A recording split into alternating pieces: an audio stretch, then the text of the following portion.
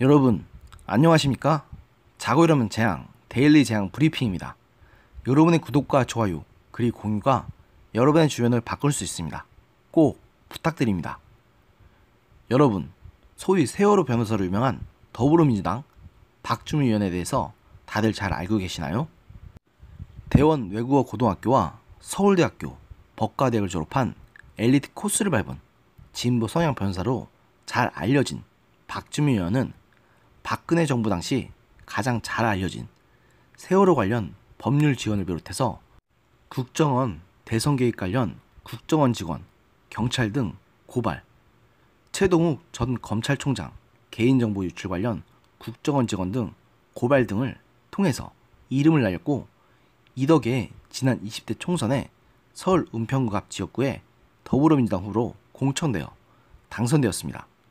그러나 이후 사드 배치 논란 당시 성주에서 사드 괴담 노래를 동료 의원들과 함께 부르고 드루킹 사건의 주요 관련자로 연루된 김경수 경남도지사와 온갖 의혹이 계속 터져나오는 조국 법무장을 옹호한 데다가 통합진보당 해산을 반대한 전력까지 드러났기 때문에 점점 민심을 잃어가고 있는데요. 그런 상황에서 박주민 의원의 이미지에 큰 타격을 주는 사건이 터졌습니다. 바로 자유한국당 주한덕 의원이 27일 자신과 윤석열 검찰총장이 사법시험 준비 시절부터 친분이 깊고 유착관계를 지속해왔다는 의혹을 제기한 박 의원을 허위사실 적시에 의한 명예훼손 혐의로 검찰에 고소했기 때문입니다.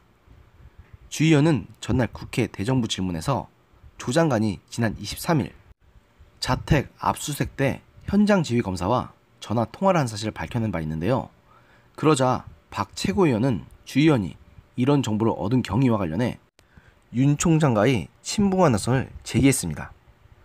박 의원은 이날 오전 당 최고위원 회의에서 2019년 6월 윤 총장 소개 기사를 보면 윤 총장은 신림동에서 고시 공부를 할 때부터 주 의원과 매우 친해 모임을 만든 뒤 1박 2일로 여행을 다니기도 했다는 글이 포함되어 있다고 하면서, 이번에 주 의원에게 누가 그런 내용을 제보했는지 명확하게 검찰에 밝혀지고 처벌되지 않는다면 주 의원과 검찰이 계속해서 끈끈한 유착관계를 맺어왔다는 의혹을 국민들은 떨쳐버릴 수가 없을 것이다. 그 의혹의 범위는 윤 총장에게까지도 미칠 수밖에 없을 것이라고 의혹을 제기한 바 있습니다.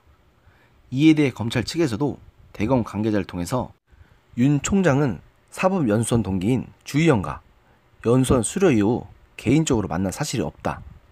사법연수원 재직 시절 사법연수생 전원이 참석하는 수학여행을 다녀온 적이 있을 뿐이라고 밝히면서 윤 총장이 주 의원과 신림동에서 고시 공부를 함께 했거나 모임을 만들어 1박 2일 여행을 다녀왔다는 등 주장은 모두 사실이 아니다라고 박 의원의 주장을 반박했습니다.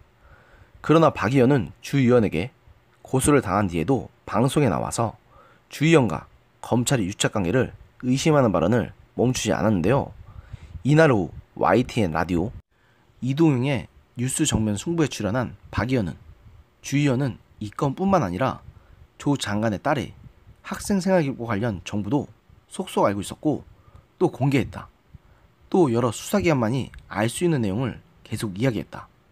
이 수많은 순도 높은 정보를 어디서 얻었겠느냐는 의문은 당연히 가지게 되는 것이라고 자신의 의견에 합리적인 의심이라고 계속 합리화했습니다.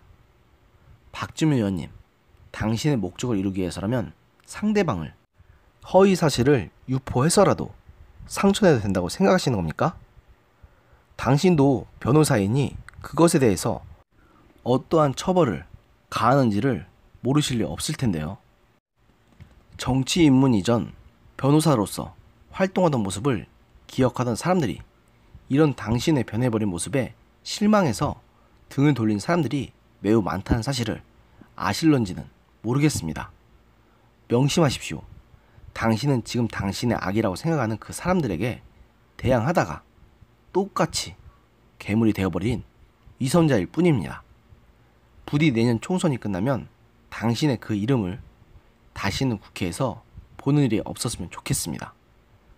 그리고 주 의원과의 이번 송사에서도 당신이 지은 잘못에 대한 합당한 결과가 나와서 당신이 그 책임을 지기를 바랍니다. 오늘의 영상은 여기까지였습니다. 들어주셔서 감사합니다.